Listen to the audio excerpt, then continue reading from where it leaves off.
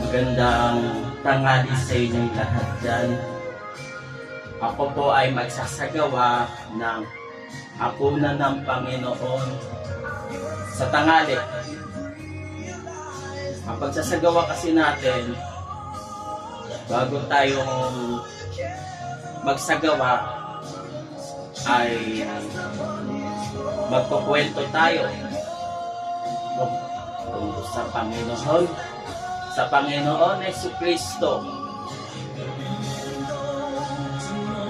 Bago siya nangaral, pinautismoan siya muna ni Juan Bautista.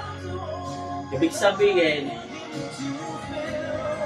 talaga ang Panginoon Jesucristo ay napakahalaga. Siya yung regalo. Kasi ilang beses na siya namatay nun. Nung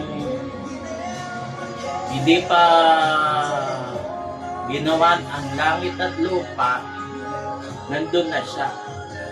Sinabi niyo yun. Ginawa niyo yung langit at lupa, nandun na siya. Kaya yung magsasagawa tayo ng hapunan ng Panginoon, dapat maging seryoso tayo. Bago po tayo magsagawa, ay magpatawad mo muna tayo.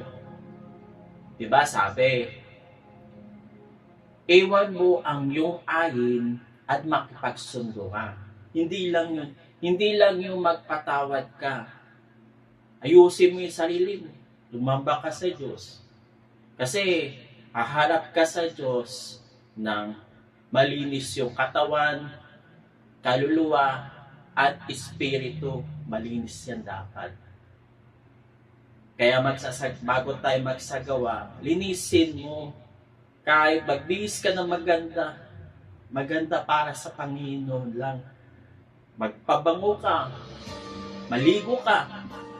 Huwag ka magsisimba, huwag ka sasamba, huwag ka dadalo na mabaho ka. Para yung dumadalo sa'yo, yung kasama mo sa dumadalo, sa sumasamba sa Diyos, ay hindi mababawan sa'yo. Yun. Di ba? Iwan mo ang iyong ngahin at makipagsundo ka sa kaalit. Hindi lang sa kagalit mo, hindi lang, pati sa sarili mo. Maging mabango ka lang.